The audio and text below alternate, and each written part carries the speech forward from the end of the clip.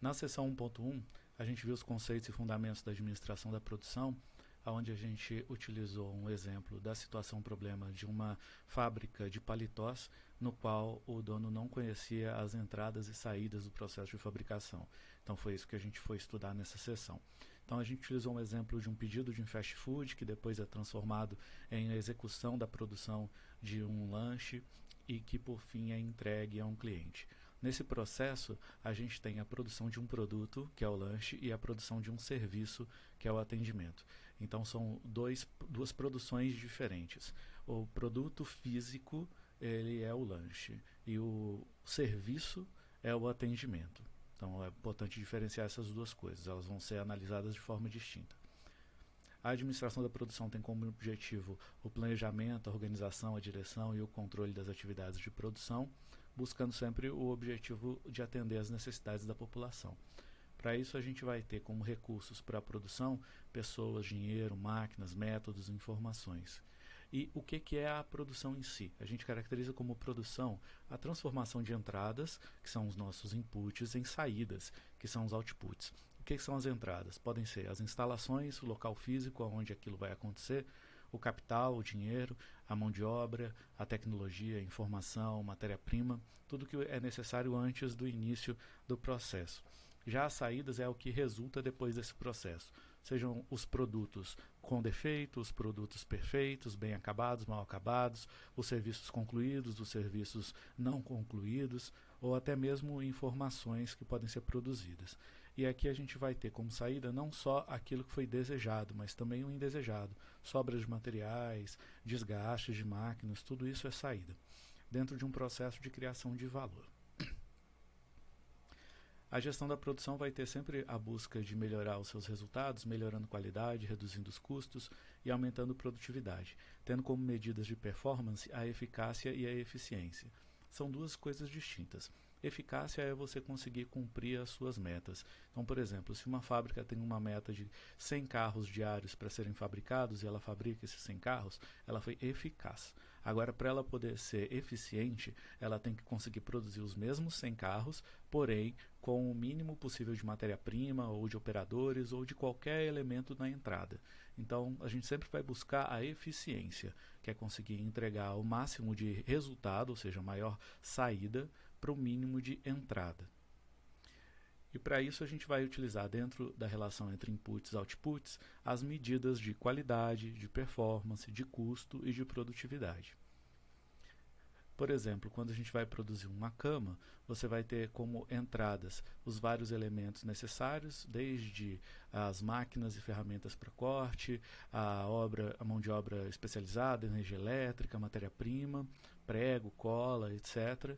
E como saída você vai ter a cama, mas não só a cama, você vai ter os restos de madeira, você vai ter o pó das madeiras, você vai ter os pregos tortos, vai ter os restos de tinta e de verniz, tudo isso é saída, tudo isso é o que existe depois da realização do processo de produção. Essa produção pode ser tanto um método artesanal como uma linha de produção. Agora, por que fazer gestão da produção? Quando a gente tem um aumento de competitividade entre as empresas, a empresa mais eficiente vai ter um melhor resultado. Para a gente poder também ter flexibilização, conseguir criar novos produtos e novos processos mais fácil e rapidamente, reduzir o tempo de produção e os estoques serem direcionados apenas às demandas para poder reduzir também os gastos com estoques. Quanto aos sistemas de produção, a gente vai poder fazer uma classificação da seguinte forma. A primeira delas com relação à natureza dos produtos, que vão ser sujeitos às adequações dos clientes e vão tornar o sistema de produção mais complexo quando você utiliza, por exemplo, os serviços. Você pode produzir bens ou pode produzir serviços. A produção de bens, por exemplo, uma produção de um automóvel é um bem. Ele é tangível, você consegue ir lá e tocar nele. Já um serviço, por exemplo, uma consultoria, ele é intangível. Você não consegue ir lá e tocar na consultoria, só verificar os seus resultados depois. E com relação ao grau de padronização dos produtos, você vai ter produtos que são padronizados, como eletrodomésticos, automóveis, combustíveis, roupas, e eles vão ter sempre uma uniformidade e vão ter uma produção em larga escala. E produtos que são sob medidas ou personalizados. Então, a fabricação de ferramentas, ou a fabricação de máquinas específicas, ou construção civil, Normalmente você tem foco num cliente específico e muito da parte da capacidade ociosa e dificuldade da padronização, porque os produtos vão ser mais caros. Então essas vão ser as principais diferenças com relação aos níveis de padronização e se é bem ou se é serviço. Hoje em dia a gente tem muitos instrumentos para gestão da produção, então alguns deles são o Just-in-Time, que é a filosofia que visa a redução de estoque, produzindo somente o que é necessário para ser utilizado naquele tempo. A engenharia simultânea, que é o envolvimento da gestão da produção ainda no desenvolvimento do produto, buscando antever os processos e possíveis ocorrências. O consórcio modular, que é uma sistemática para compartilhar as responsabilidades de participação junto com os principais fornecedores. Então, os fornecedores participam do processo produtivo. O sistema de células de reprodução, que vai além do arranjo físico e visa a integração de atividades produtivas, transformando-as em pequenas unidades de manufatura e serviços dentro da própria unidade de produção maior. Os sistemas flexíveis de manufatura, que é uma possibilidade de automatização do sistema produtivo disponibilizando máquinas de produção e sistema automático de transporte. A manufatura integrada por computador, onde tem uma integração da operação produtiva por meio de sistemas computacionais. A customização em massa, que é um conceito que visa personalizar produtos que são advindos da produção em série, conforme os desejos e necessidades do cliente. Então, uma junção entre padronização e customização. A postergação para a configuração final, que é uma condição de adiar o máximo possível a produção e a configuração do final do produto e do serviço. Então, só produz ou monta próximo ao cliente mediante um pedido. Então, vai reduzir a quantidade de estoque. E o outsourcing, que é uma estratégia de transferir a atividade ou processo para uma empresa ou pessoa externa. Além disso, a gente tem as filosofias de produção mais limpa, P mais L, que é uma abordagem de produção ecoeficiente, ecologicamente eficiente, visando a economia dos recursos naturais e a não agressão ao meio ambiente. O Lean Manufacturing, que é uma produção enxuta com a filosofia operacional que visa a eliminação de desperdícios e criação de valor. O Seis Sigma, que é uma técnica voltada à qualidade que visa diminuir a variabilidade do processo produtivo, ou seja, garantir a produção mais conforme. Então, uma fábrica que produz uma quantidade de produtos que estão dentro da conformidade com menos erros, vai ter mais economia nessa produção. As áreas de decisão que a gestão da produção vai incluir vão ser desde as instalações, onde vai ser montada a fábrica, qual vai ser o tamanho, o volume, o mix de produção, o arranjo físico, as formas de manutenção, até a capacidade de produção, quanto que você vai produzir em cada planta de produção, a tecnologia, que tipo de sistema, qual grau de automação e flexibilidade vai ser utilizado, a integração vertical, o que uma empresa vai produzir internamente, o que ela vai subcontratar para empresas externas e qual a política de desenvolvimento desses fornecedores, a organização, qual a estrutura organizacional, o nível de centralização, formas de comunicação e controle das atividades, os recursos humanos, trabalhar com os recursos humanos e tomar decisões referentes a recrutamento, seleção, contratação, desenvolvimento, avaliação, motivação, liderança, remuneração, tudo isso são áreas no qual a gestão da produção tem impacto. A gestão da qualidade também, com a qualidade dos produtos e atribuição de responsabilidades, capacitação, formas de controle, normas de decisões e padrões e formas de comparação e melhoria contínua.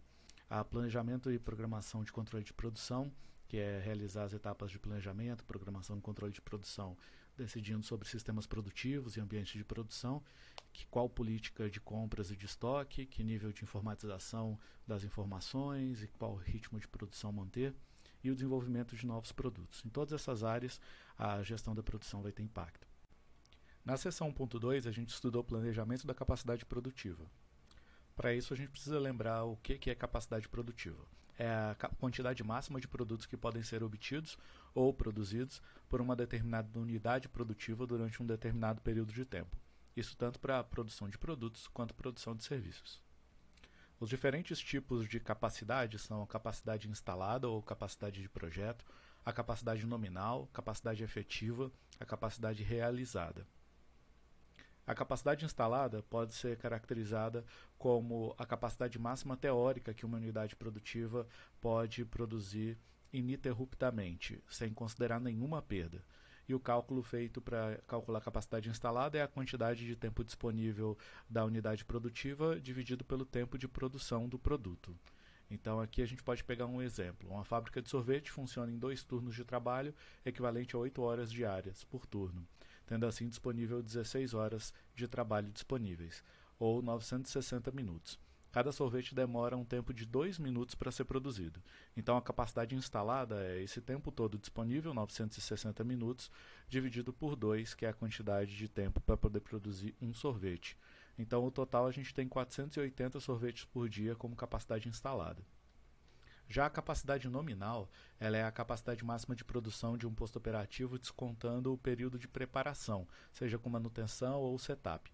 Então a gente vai ter a capacidade nominal sendo a quantidade de tempo disponível da unidade menos a perda prevista, a perda para preparação e para manutenção. Tudo isso dividido pelo tempo de produção do produto.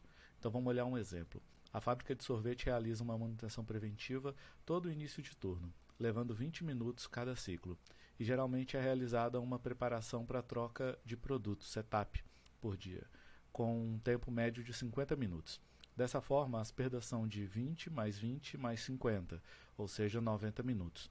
Então a capacidade nominal vai ser os 960, que era o tempo total disponível, menos 90, que é o tempo com as perdas previstas, tudo isso dividido por 2, que vai dar 435 sorvetes por dia. Já a capacidade efetiva é a capacidade de produção máxima de um processo sob condições normais, subtraindo as perdas de manutenção corretiva, troca de turno, intervalo para refeição, alimentação da linha, balanceamento das operações. Então é o cálculo da capacidade já descontando todas as possibilidades previstas de perda. Então a gente vai ter a capacidade efetiva sendo a capacidade nominal vezes a eficiência desse processo. E aí, se a gente pegar um exemplo, a gente vai ter uma fábrica de sorvete que opera com uma eficiência de 90%, devido a algumas perdas tradicionais representadas pelas necessidades fisiológicas, fadiga e organização. A capacidade efetiva vai ser o cálculo que a gente tinha feito na capacidade nominal, 435, vezes 90%, que corresponde a 0,90.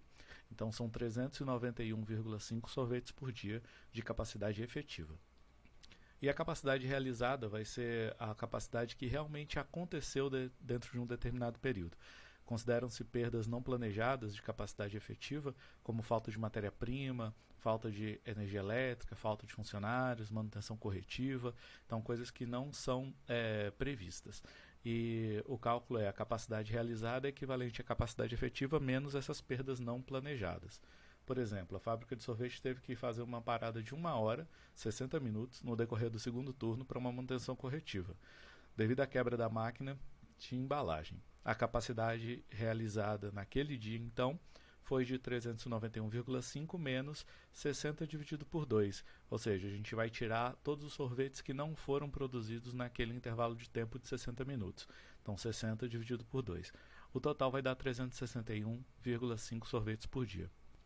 O processo de planejamento da produção pode ser muito complexo, porque vai ter que levar em consideração muitos aspectos, como a compreensão das atividades do negócio, as expectativas futuras do mercado, a confiabilidade de produção, o potencial de vendas e as tendências de demanda. A relação entre capacidade de produção e demanda podem ser diferentes, então a gente tem que considerar algumas estratégias para poder considerar soluções para essa situação de desequilíbrio. Uma das estratégias é a busca pela nivelação da produção. Então, se a gente nivelar a produção, a gente vai ter estoques em momentos de baixa demanda. Então, quando a gente tem um momento de baixa, vai acabar tendo estoque, porque tem mais produção do que demanda. E a gente pode ter atrasos em momentos de alta demanda, porque em momentos de alta demanda você vai ter mais demanda do que produção, como o gráfico está mostrando aqui. Essa é uma estratégia. A outra estratégia é acompanhar a demanda. Então, quando você busca acompanhar a demanda com a produção, você vai ter para cada quantidade demandada executar uma produção próxima a essa quantidade demandada.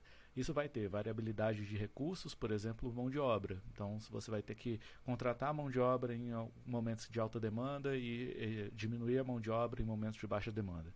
Isso também vai gerar uma ociosidade na capacidade instalada, porque se você tem uma capacidade instalada de produção para atender a alta demanda, todo momento que é de baixa demanda, essa capacidade instalada vai estar ociosa, não vai estar sendo utilizada. E esse processo leva a uma gestão mais complexa, porque você vai ter que tentar ficar acompanhando o tempo todo essa gestão da relação entre demanda e produção. Então, existem algumas estratégias para poder tentar trabalhar com essa relação de oferta de recursos para suprir a demanda. Então, uma delas é a admissão e demissão. Então, no caso de aumento de demanda, contratar novos funcionários, e a diminuição de demanda diminuir o quadro de funcionários. Horas extras, com o aumento da demanda pontualmente e um pedido urgente, pode exigir que os funcionários trabalhem horas após o seu expediente. Subcontratações, que não existindo a possibilidade de expandir a capacidade produtiva internamente, a produção poderá ser realizada junto à empresa externa, utilizando-se rotineiramente a expressão terceirização. Estoques, que você possui uma capacidade maior do que a demanda, sendo que em sua totalidade ou parcialmente, vai se produzir uma capacidade total, sendo que o excedente vai ficar no estoque. Produzindo mais do que a demanda, guarde-se fisicamente para uma outra ocasião, quando tiver demanda. Gestão dos preços das vendas. As empresas elas podem aumentar ou diminuir o preço de venda. Ao diminuir o preço de venda, ela incentiva o consumo de itens que possuem a capacidade de produção ociosa e aumentam para poder reduzir o consumo conscientemente, quando a venda vai exceder a capacidade produtiva. A opção de diminuir as vendas pode parecer estranha, mas ela é interessante para saber os limites e trabalhar sobre essa ótica, pois o não atendimento de um cliente vai gerar frustração, descontentamento e até a perda desse cliente. Então, muitas vezes é melhor subir o preço para não vender, se você quiser não ter capacidade de produção naquele momento para atender o pedido. Então, a promoção, você pode executar promoções planejadas para incentivar a demanda e as vendas. Então, se a empresa de chocolate sabe que no verão ela vende menos, ela pode planejar uma promoção nessa época. Ou atraso na entrega, geralmente realizado com consentimento do cliente, atrasa-se a entrega, pois naquele momento a capacidade é inferior à demanda. Uma fábrica de papel no mês de janeiro tem uma demanda maior em função do início das aulas, mas em fevereiro tem capacidade maior, dessa forma ela atrasa alguns dos seus pedidos para fevereiro, por exemplo. Na seção 1.4, a gente trabalhou com seção para projeto de produto e de processo. Para isso a gente utilizou uma situação problema que informava que a fábrica de paletós tinha que desenvolver 29 produtos específicos para uma nova demanda. E cada paletó tinha uma composição de 18 partes e componentes que são montadas e costuradas no seu processo produtivo, incluindo as mangas do paletó, que eram diferentes entre os braços direito e esquerdo, o que gerava retrabalho na produção e era comum ter inversão na hora de montar. Com base nisso, a gente foi se perguntar um pouco sobre como que vai ser o ciclo de vida desse produto, quais fatores vão ser considerados no desenvolvimento desses novos paletós, como desenvolver uma linha de produto que otimize os recursos e como facilitar o processo de fabricação, como evitar os erros no momento da montagem, que tipo de processo produtivo vai ser mais adequado. Todas essas perguntas podem ser resolvidas estudando a projeto de produto e de processo. Os objetivos são desenvolver e projetar rapidamente novos produtos inovadores de qualidade superior e comprometer-se com a política de melhorar continuamente os projetos de produtos existentes, visando construir sistemas flexíveis de produção capazes de produzir rapidamente novos produtos de ótima qualidade e baixo custo que possam ser modificados para se acomodar às necessidades do cliente. Então, primeiro, o que é um projeto? Um projeto é uma ação temporária que tem um início e um fim, com o objetivo de criar um produto ou serviço único, um projeto dentro do conceito de gestão da produção. No nosso caso, vai significar que durante um período planejado, a dedicação de recursos para desenvolver o produto e o seu processo de fabricação vão ser aplicados. Então, um exemplo de projeto é uma rede de fast food vai se instalar na Índia, por exemplo, e precisa definir o cardápio para esse país. Tem especificidades das necessidades locais, como, por exemplo, a questão de não utilização de carne de vaca por motivos culturais. Então, qual que é a possibilidade para utilizar no hambúrguer outros elementos, como, por exemplo, soja? Isso é o projeto do produto. Como que ele vai ser produzido? A definição dos métodos, das máquinas, dos equipamentos que vão ser utilizados, tudo isso faz parte do projeto. Então é importante diferenciar. A gente tem o projeto do produto, que no caso do sanduíche seria qual carne utilizar para substituir a carne de vaca, como fazer a produção desse hambúrguer. E depois o projeto de processo, que é como que vai ser executado, quais vão ser os métodos, máquinas, equipamentos para cada um dos hambúrgueres ser produzidos no final. Então, para diferenciar um processo, a gente vai ter que lembrar que um projeto ele tem um término. Então, dessa forma, os aspectos sobre os produtos e os processos têm que ser definidos e testados. E o produto entra num ciclo produtivo e se torna agora um processo. Esse processo é uma realização contínua e prolongada de um conjunto de atividades. Eu utilizei o exemplo do Burger King para poder ilustrar na aula, por exemplo, o desenvolvimento de um novo lanche que eles tiveram em 2023 chamado Bacon Lovers. Então, dentro dos aspectos desse lanche, a gente tinha um projeto que tentava responder às perguntas: como atrair as pessoas que gostam de bacon? Que pão utilizar? Que molho utilizar? Que complementos utilizar? Que valor cobrar? Quando fazer a data de lançamento? Então, tudo isso era projeto. Foi decidido pela equipe da empresa para poder ser definido e implementado. Depois da implementação, isso se torna um processo que foi planejado. Não é feito aleatoriamente, foi planejado, mas vai ser executado em repetição, como por exemplo a produção e venda desse hambúrguer. As etapas de produção seria colocar o pão de brioche com bacon, depois a baconese, depois as fatias de bacon, o queijo, tomate, cebola, a carne ou frango e embalar para entrega. Então aqui a gente tem um processo, que é o que é repetido sempre, e o projeto é feito uma única vez, depois ele pode ser refeito para poder ter alterações no projeto. Mas ele tem começo, meio e fim. Então um projeto ele vai normalmente precisar de um processo de melhoria contínua, que vai fazer com que esses processos fiquem mais eficientes. Vamos dar uma olhada nessa ideia de desenvolvimento de novos produtos. Lá em 1910, a Ford lançou o Ford Model T, foi o primeiro carro produzido em massa. Depois, na sequência, em 1930, foi desenvolvido o Model A, que foi um carro com ou uma variação. A gente pode verificar que já teve várias incrementações no modelo do carro. Depois a gente foi para 1960, onde a Ford lançou o Mustang, que tem uma outra característica completamente diferente do carro de 30 anos atrás.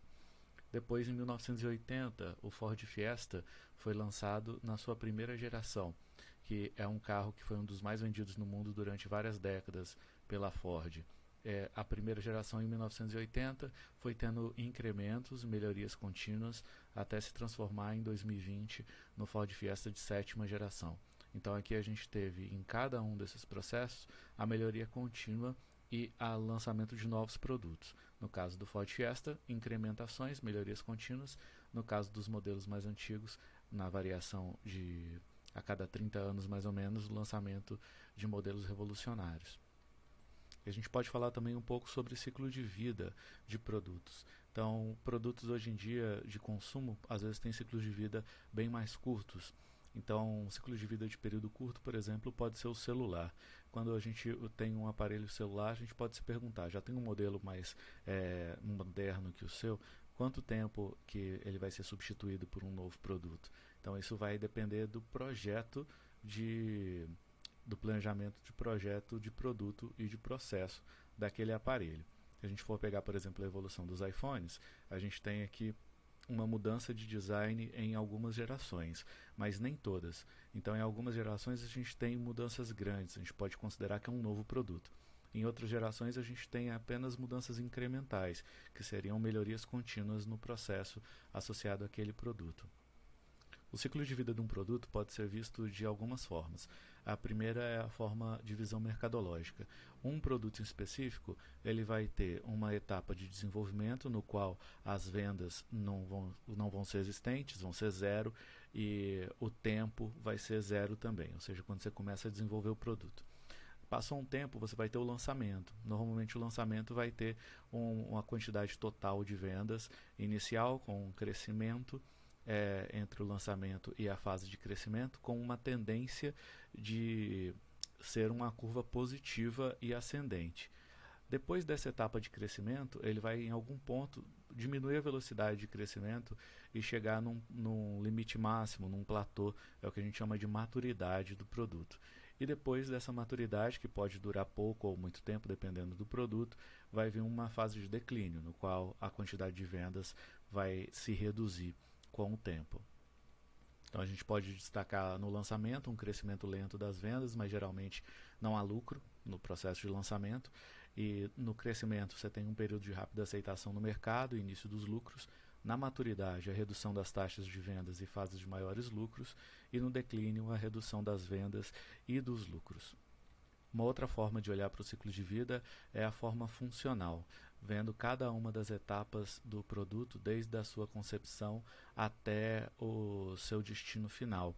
Então a gente pode considerar o planejamento do produto e do processo, o desenvolvimento desse projeto, o processo de fabricação, a produção em si, as vendas, a aplicação daquele produto na realidade, a manutenção, a reciclagem daquele produto.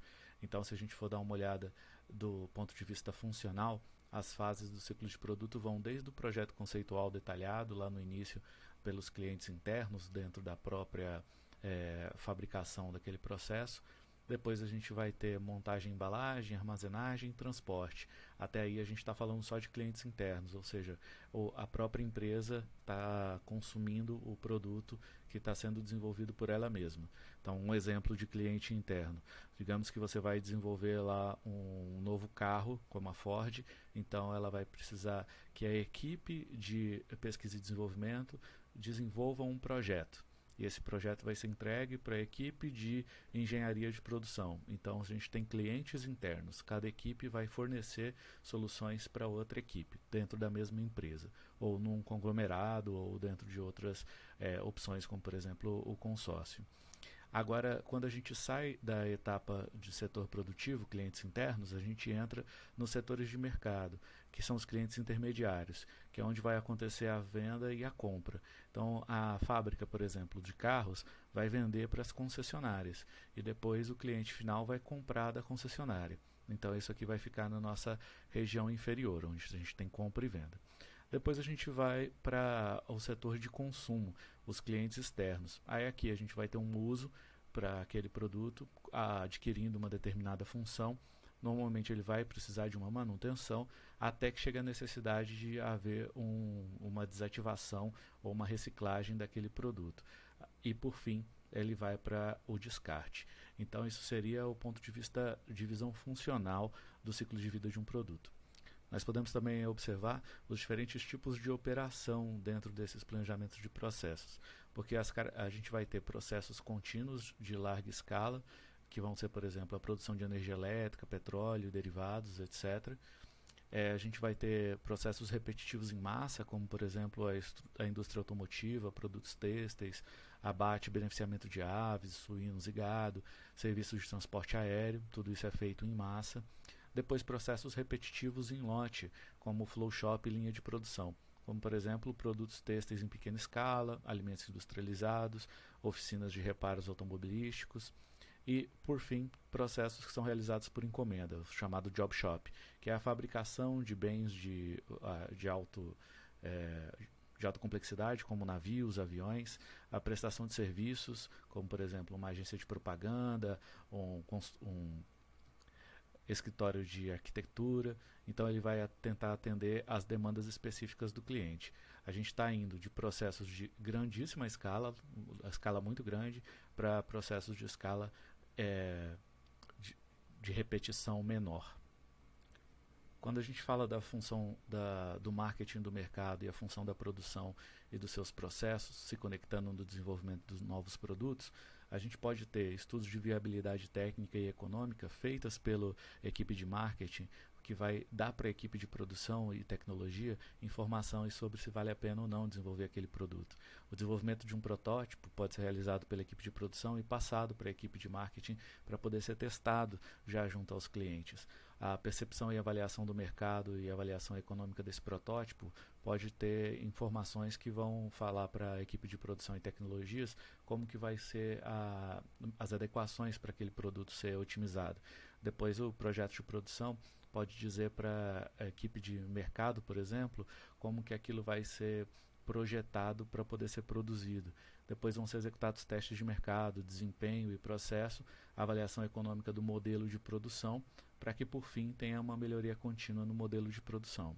Então é importante entender que tem uma conexão entre as funções de produção e suas tecnologias e seus processos com as funções do marketing do mercado para desenvolvimento de novos produtos com sucesso.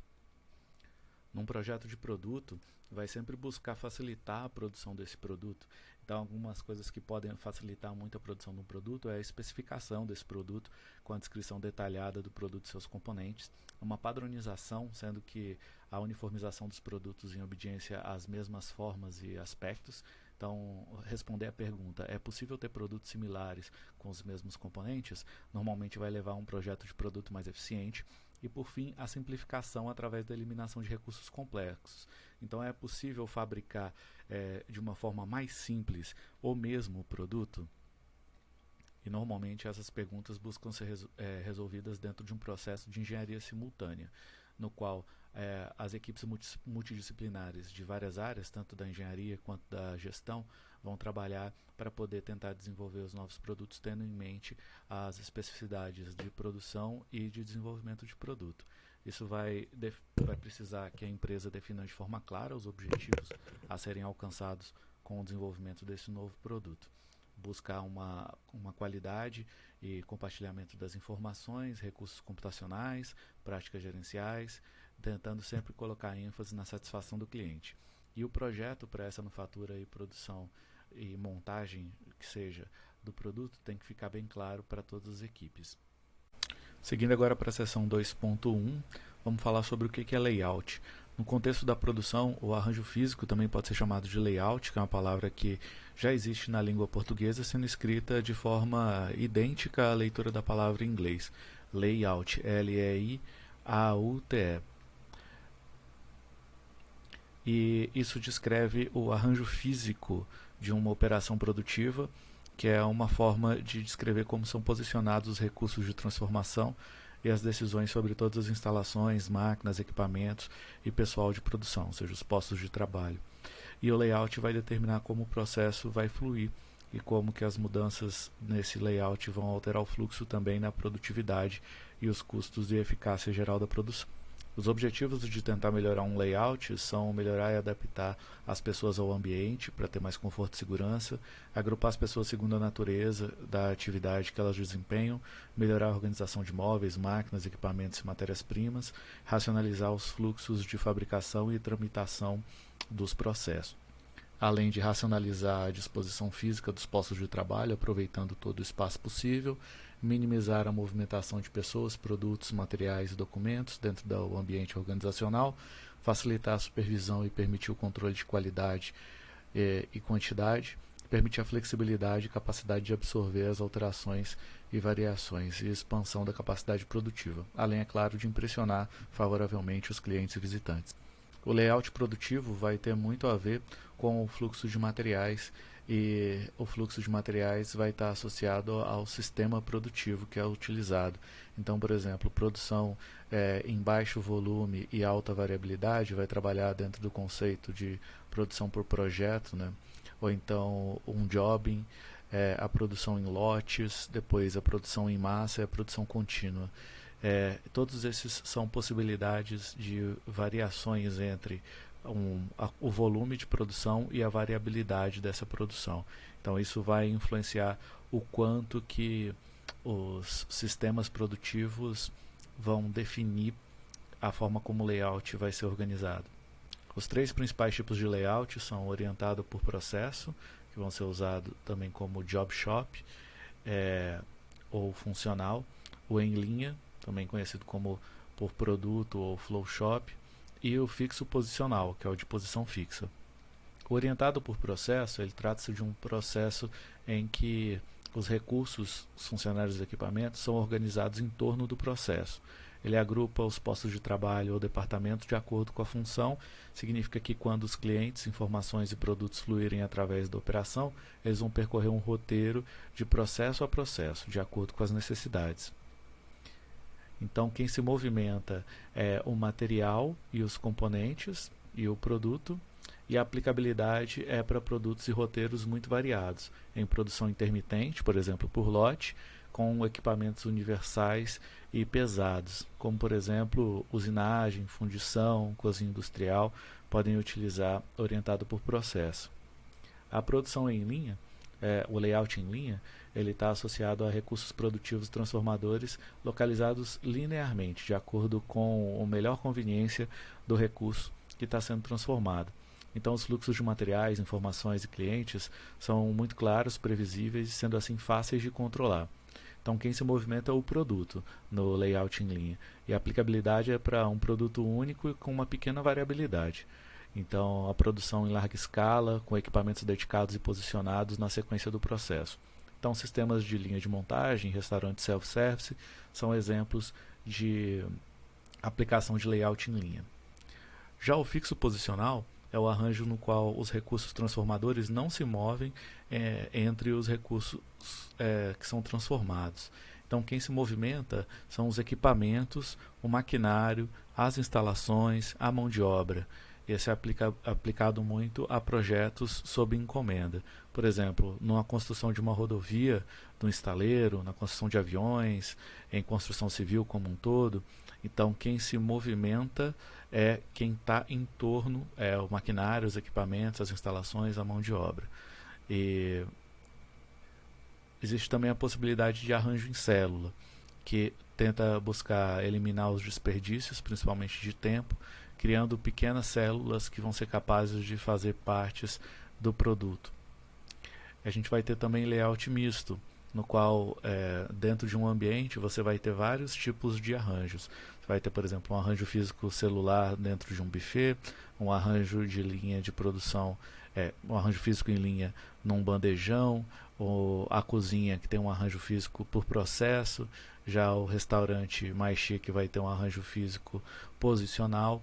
Então, cada arranjo físico vai estar associado a um elemento aqui dentro desse ambiente maior que vai ter um layout misto. E os projetos de layout vão ter influência em todas as áreas, desde a flexibilidade de produção, a complexidade do processo produtivo, o manuseio de materiais, estoques, investimentos em equipamentos, segurança, conforto, conveniência, utilização de mão de obra, área utilizada, tudo isso vai ter influência do layout. E os diferentes sistemas de produção vão utilizar diferentes layouts. Então, a gente vai ter uma relação entre os sistemas de produção, por projeto, job, em lotes, massa e contínuo, junto com os tipos básicos de layout, posicional fixo, arranjo por processo, arranjo celular e arranjo em linha.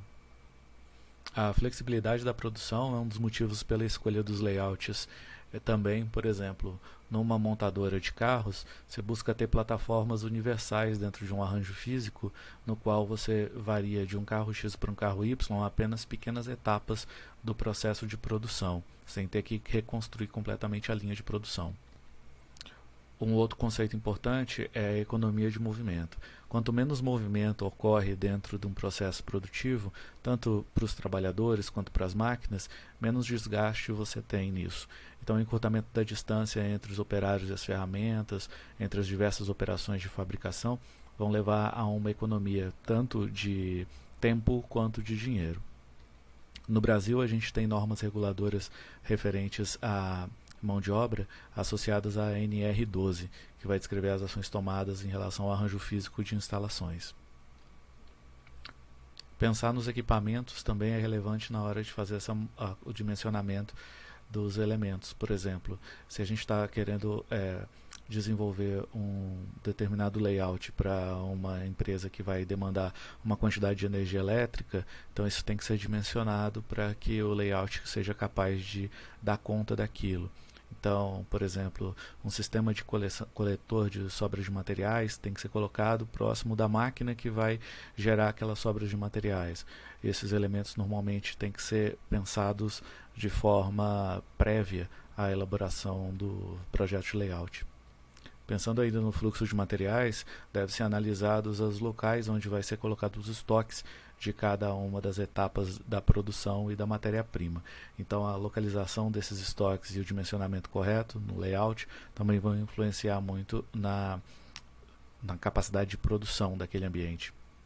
Então, as etapas para a elaboração de um layout são, primeiramente, calcular a área, caso ela não exista, elaborar uma planta baixa, um desenho do espaço físico visto de cima, normal na construção civil, para você conhecer esse ambiente, verificar o fluxo de materiais, de pessoas e papéis, ou fluxo de informação como um todo, levantar as necessidades de mobiliário, máquinas, equipamentos e ferramentas, identificar a localização das instalações elétricas e hidráulicas, sempre que possível preparar e dispor miniaturas dos móveis e equipamentos com maquetes físicas ou utilizar recursos tecnológicos com maquetes eletrônicas.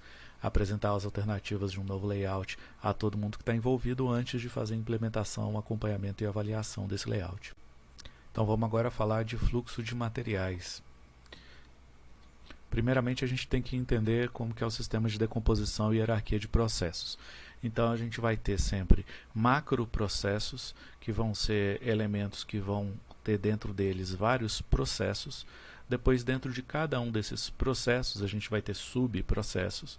E dentro de cada subprocesso a gente vai ter conjuntos de tarefas. Um exemplo aqui, por exemplo, a fabricação de pães. O macroprocesso é comercialização de pães numa padaria. O processo pode ser o processo de produção, um outro processo é o processo de compras, um outro processo é o processo de venda. Então todos esses são processos. Para que esse processo, por exemplo, de produção seja realizado com sucesso, a gente vai precisar separar em subprocessos. Então o que é a produção? Você vai ter que fazer a massa dos pães, depois vai ter que assar os pães, pelo menos.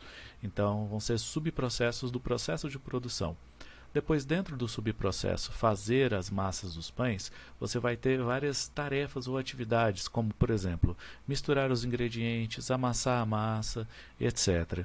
Então, aqui a gente está decompondo um macroprocesso em processos, depois em subprocessos e, por último, em tarefas e atividades, aquilo que de fato vai ser operacionalizado. A ferramenta principal de mapeamento de fluxos e processos é o CIPOC, que é uma sigla em inglês para Supplier, Input, Process, Outputs e Customer. Ou seja, Supplier é o provedor dos inputs para o processo, é o fornecedor. Inputs são os materiais, os recursos, as informações necessárias para a execução do processo. O processo em si é a atividade estruturada que transforma as entradas em saídas e vai prover valor aos clientes. E os outputs são as saídas, o produto em si ou o serviço resultante do processo. E o customer é o receptor desses resultados do processo, ou o consumidor. Então, se a gente for utilizar CIPOC para poder descrever fazer uma pipoca na panela, a gente vai ter como fornecedores o supermercado ou loja de conveniência, onde você comprou o milho, a distribuidora de gás, a distribuidora de energia elétrica. Lembrando que para o fornecedor a gente não vai listar os equipamentos e máquinas, a informação e a instalação da mão de obra. Isso a gente considera que já existe e não é necessário ser fornecido para que a execução da pipoca ocorra. Então, a matéria-prima vai ser o milho para pipoca, o óleo e o sal. Os equipamentos e máquinas, o fogão, a panela, a colher, um recipiente para pipoca. A informação, a receita e a quantidade de pessoas, quantas pessoas você vai fazer pipoca para. Depois a instalação física, que é a própria cozinha, a mão de obra, o cozinheiro, a energia que vai ser utilizada, pode ser eletricidade, gás. E depois a gente vai descrever o processo. O processo é exatamente a receita. Então a gente vai ter o pré-aquecimento da panela, adicionar o óleo, adicionar o milho, tampar a panela, esperar estourar, tirar do fogão e apagar o fogo, colocar no recipiente, adicionar sal e servir.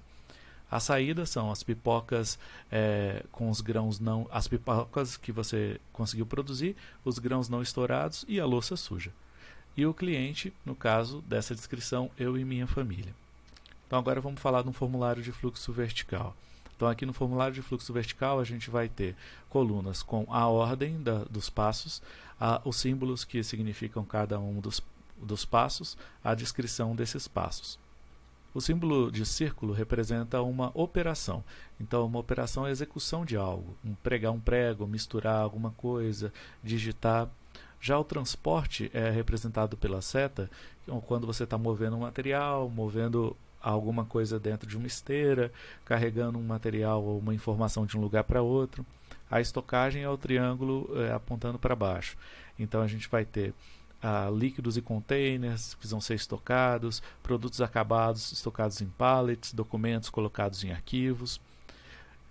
O símbolo de letra D é para demora ou espera, quando você tem dentro do processo que aguardar alguma coisa acontecer, como por exemplo, esperar um elevador, um material colocado numa bancada aguardando processamento, ou formulários aguardando para serem preenchidos.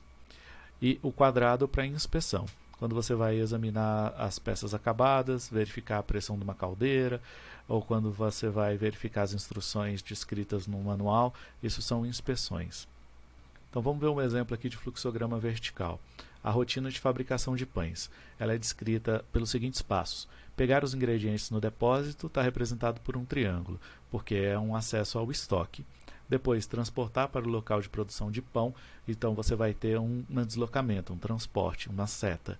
Depois, misturar os ingredientes é uma operação, então por isso um círculo. Depois, aguardar o pão crescer, porque você não tem como fazer ele crescer de acordo com a sua demanda, você vai ter que aguardar ele crescer. Então isso é uma espera, é uma letra D. Depois dessa espera, você vai transportar para o forno com uma seta para representar o transporte. Depois você vai assar o pão. Esse assar o pão vai ser uma operação. Depois ele vai ser transportado para a loja, utilizando uma seta para transporte. E por fim vai ser estocado na prateleira, utilizando o símbolo de estoque.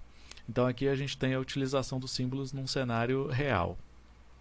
Além disso, a gente vai ter sistemas distintos que vão descrever, de acordo com a produção e a sua relação com a demanda, dois sistemas, o sistema push e o sistema pull. O sistema pull é o sistema puxado, é aquele no qual a produção ela vai ser gerada de acordo com a demanda. E o sistema push é o empurrado, é aquele no qual a produção vai tentar criar demanda, ela vai empurrar o produto aguardando que a demanda chegue.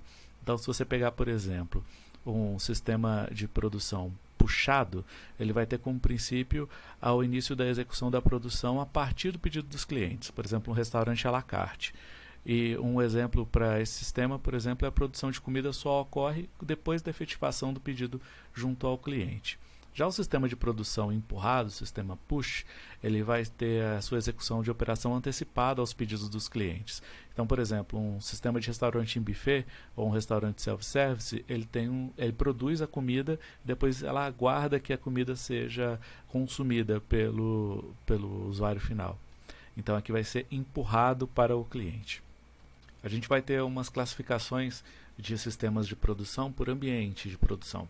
Então a gente vai ter a possibilidade de trabalhar com MTS, que é o Make to Stock, que é fabricar para estoque, que vai ser a grande maioria dos produtos de prateleira e de consumo geral, na qual você vai produzir produtos padronizados para colocar no estoque e o atendimento do cliente vai ser rápido, o cliente vai lá e vai pegar o produto, ele vai ser baseado numa demanda que vai ser previamente calculada, e ele gera um alto custo de estoque. Então, tudo que você vê no supermercado está associado a isso. O Assemble to Order, ATO, ela é a montagem de acordo com o pedido. Então, por exemplo, computadores pessoais ou outras coisas que já têm elementos pré-prontos que só precisam ser reunidos.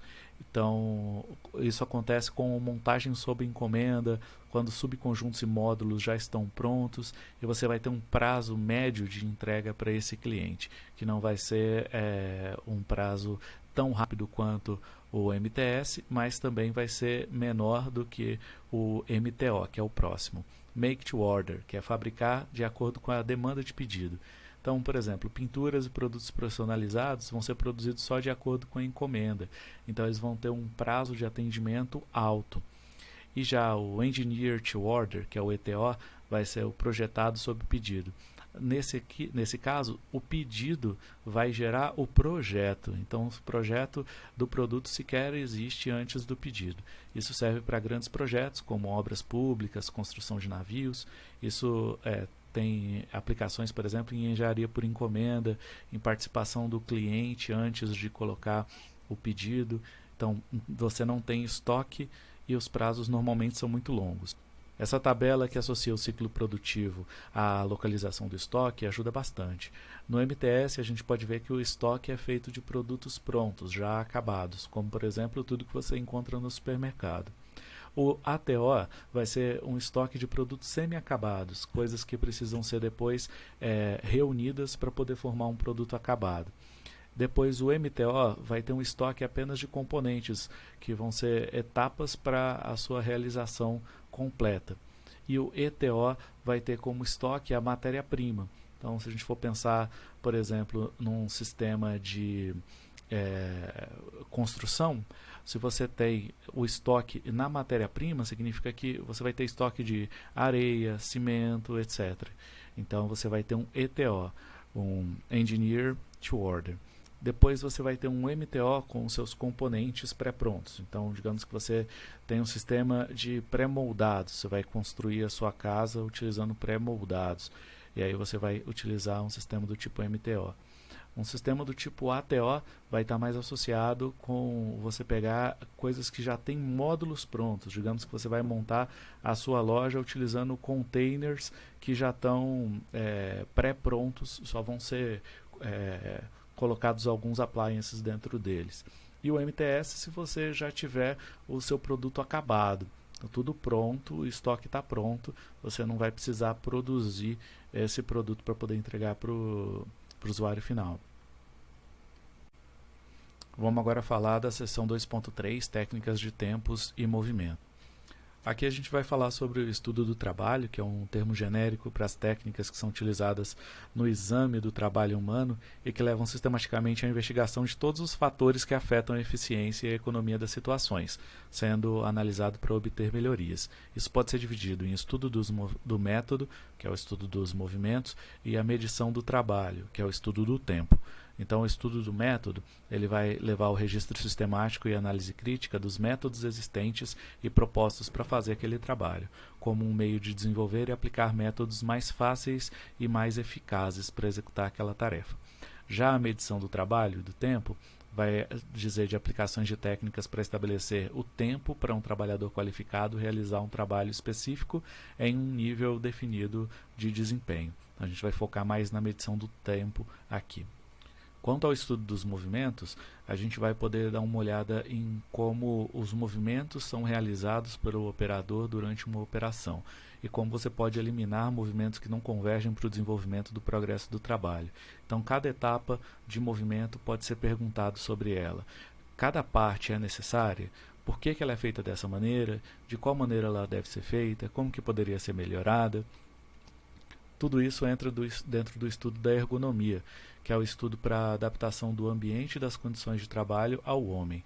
Assim, num contexto de gestão da produção, é o estudo para adaptar as condições de trabalho ao trabalhador, não o contrário, ou respondendo perguntas sobre como posso gerar melhores condições de trabalho para a minha mão de obra.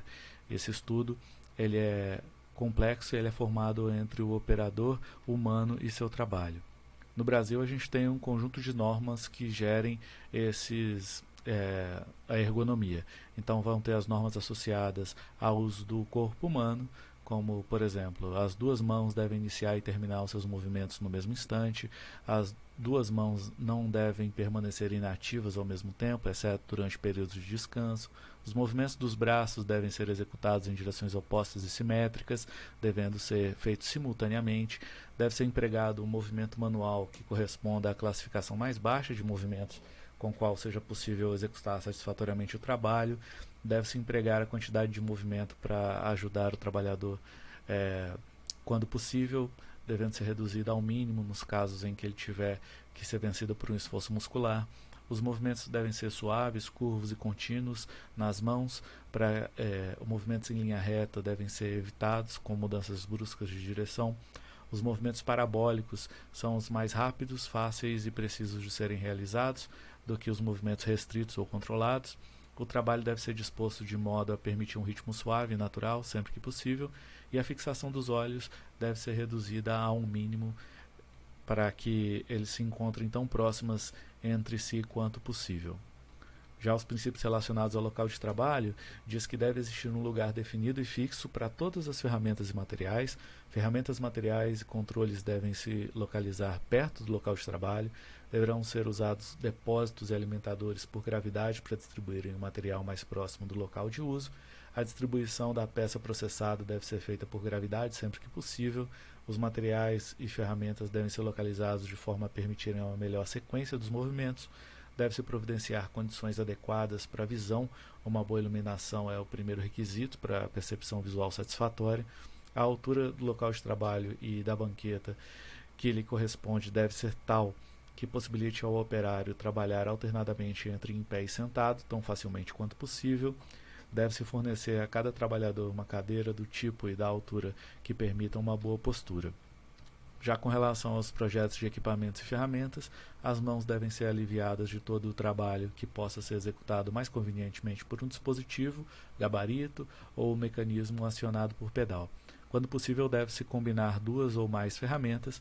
As ferramentas e materiais devem ser pré-colocados sempre que possível. Nos casos em que cada um dos dedos executa um movimento específico, como na datilografia, a carga deve ser distribuída de acordo com as capacidades intrínsecas de cada dedo. Deve-se localizar alavancas, barras cruzadas e volantes em posições as tais que o operador possa manipulá-lo com a alteração mínima da posição do corpo e com maior vantagem mecânica. A norma vigente no Brasil relacionada à ergonomia é a NR17, buscando o máximo conforto, segurança e desempenho. Podemos separar o estudo de ergonomia em três: a ergonomia física, que vai falar sobre a questão da anatomia humana, da forma como o trabalho vai ser executado fisiologicamente, a biomecânica, esses elementos físicos. A ergonomia cognitiva, que vai contemplar os processos mentais, como percepção, memória, raciocínio, resposta motora, e como eles afetam a relação do humano com o sistema de trabalho. A ergonomia organizacional, que vai contemplar a otimização dos sistemas sociotécnicos, incluindo as estruturas organizacionais, políticas e processos. Então, os tópicos relacionados à comunicação, gerenciamento de recursos, vão estar relacionados aqui dentro da ergonomia organizacional. Já com relação à medição do tempo e do trabalho, a gente vai conseguir fazer alguns avanços. Responder perguntas sobre quanto tempo leva para realizar uma determinada produção. A gente pode pensar numa padaria, por exemplo, na hora de produzir um pãozinho, que tem basicamente 3 atividades: preparar a massa, aguardar a massa crescer e assar. Quanto tempo demora cada uma dessas etapas? Então, para poder estudar isso e entender, a gente vai buscar estabelecer padrões de produção e determinar a capacidade produtiva da empresa, fornecendo dados para determinar os custos e fornecer dados para o balanceamento de linhas de produção. As etapas da cronoanálise, essa análise dos tempos, são obter as informações sobre a operação e o operador antes de qualquer coisa, depois dividir a operação em elementos e registrar a descrição completa desse método. Então, se a gente vai ter um produto que sai da matéria-prima até ser acabado, ele vai passar por várias atividades. Cada atividade vai passar por vários elementos. Então, num exemplo simples de fazer um furo na parede com a furadeira, você vai ter que primeiro pegar a furadeira, depois posicionar a ferramenta, depois apertar o gatilho e furar, e depois guardar a ferramenta de volta. Então, você pode ver que a atividade de fazer um furo pode ser quebrada em 4 elementos, pelo menos.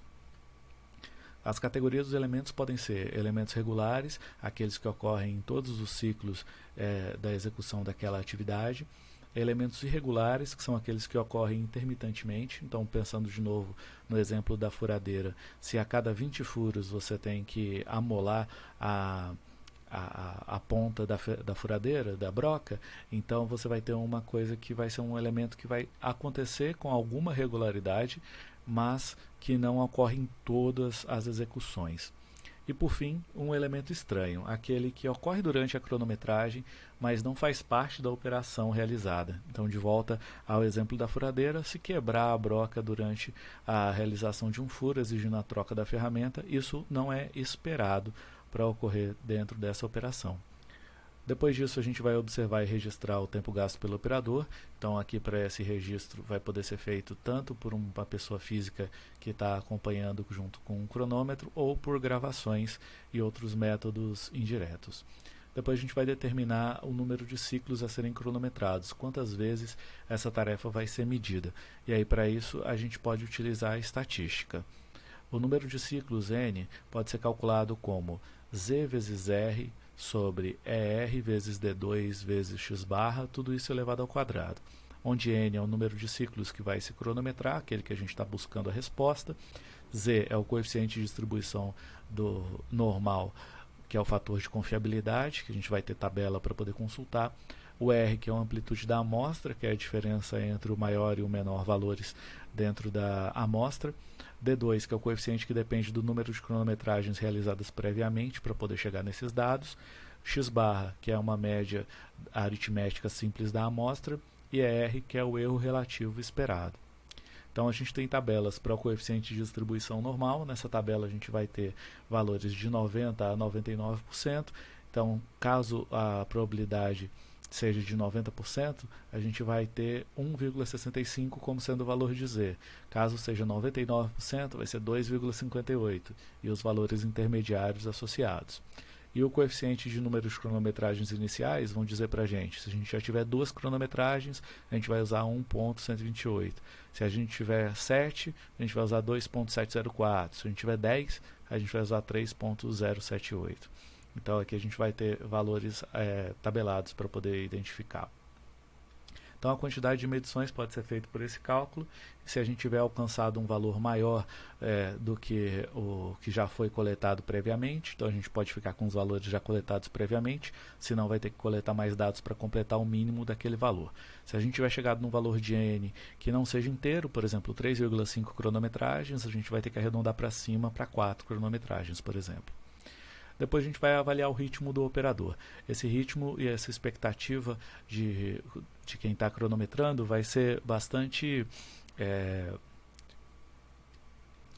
subjetivo. Então a gente vai precisar conhecer o operador, que é a primeira coisa que a gente viu lá no início do processo, e a partir daí a gente vai tentar detectar. Ele está trabalhando numa velocidade que é a velocidade normal? Ou será que ele está trabalhando numa velocidade acima do normal para poder apresentar uma eficiência maior do que o que ele faz normalmente? Aí a gente vai considerar uma velocidade acima de 100%. Será que ele está numa velocidade lenta, por exemplo, está numa sexta-feira à tarde, muito cansado, e não está conseguindo atingir a velocidade normal de trabalho? Então isso tem que ser estabelecido para que os dados tenham validade estatística. Depois disso a gente vai trabalhar com as tolerâncias. Então a gente vai ter que usualmente pensar que vão ter processos que vão exigir a parada do usuário, do operador, como por exemplo necessidades pessoais, alívio de fadiga e espera. Então isso tem que ser levado em consideração na hora de fazer os cálculos. Por exemplo, se você tiver necessidades pessoais, ir ao banheiro, tomar água, etc., isso pode tomar, por exemplo, 5% do tempo total da operação do trabalhar. O alívio de fadiga, por exemplo, se você está sentindo, a pessoa está trabalhando e está cansado e precisa parar um pouquinho para poder continuar, isso aí vai ser o alívio da fadiga. Num escritório, por exemplo, isso gera em torno de 5%. Em ambiente de trabalho em condições muito pesadas ou inadequadas, isso pode ser até 50%. E a espera, coisas que não dependem do operador, como por exemplo ajuste de máquina, interrupções do trabalho por um supervisor, falta de material, etc. E aí o fator de tolerância vai ser calculado da seguinte forma: Ft é igual a 1 sobre 1 menos P, onde P é a relação entre o total de tempo parado devido às permissões e a jornada de trabalho, na forma de porcentagem, como por exemplo, se o total foi de 20%, a gente vai utilizar 0,2. O tempo padrão vai ser determinado em todas as operações para se realizar aquela operação quando as interrupções e as condições especiais forem levadas em conta. Então a gente vai ter o tempo normal, que vai ser o tempo cronometrado TC vezes a velocidade, que é o ritmo do operador em porcentagem. Então aqui, se a gente estiver calculando qual é o tempo normal, a gente pega a média lá dos tempos cronometrados e multiplica isso pela velocidade, o ritmo do operador. E por fim, o tempo padrão, que é normalmente a medida que a gente vai querer apresentar como mais relevante, ela é o tempo normal, aquele que foi calculado anteriormente, vezes um fator de tolerância, que foi calculado também utilizando as paradas esperadas. Então, se a gente pegar, por exemplo, um sistema que teve dados cronometrados 10,5, 10,3, 9,3, 9,2, 9,5, 9,9, 10, a empresa determinou que um grau de confiança dos tempos cronometrados foi de 95% e teve um erro relativo de 5%. Então, a partir daí, a gente pode, primeiro, determinar a média, que vai ser 9,8, a amplitude vai ser 10,5, que é o maior valor, menos 9,2, que é o menor valor, vai dar 1,3. O Z vai ser 1,96, de acordo com a tabela, já que o grau de confiança era de 95%. O D2 vai ser 2,704, porque tinham sido coletados já 7 tomadas de tempo. O ER vai ser 0,05 porque ele é 5% de acordo com o enunciado. Então o N vai ser igual a 3,7 cronometragens, ou seja, no mínimo tem que haver 4 cronometragens. Como já foram 7, então a gente já atende isso de forma completa. Então a média foi 9,8 minutos, então ele vai ser o nosso TC, tempo cronometrado, e se o operador estiver trabalhando com uma velocidade de 97%, a gente vai multiplicar isso por 0,97. Então a gente vai ter 9,51. E a empresa determina uma tolerância de necessidades pessoais de 5%, alívio de fadiga de 10%, espera de 5%, então a gente vai ter 20% no total. Então o FT, que é o fator de tolerância, vai ser 1 sobre 1 menos 0,20, então vai ser 1,25. E o tempo padrão vai ser o TN vezes o FT, então 9,51, que foi o valor de TN, vezes 1,25, que é o valor de FT. Então isso vai dar 11,88 minutos, sendo o tempo padrão para aquela operação.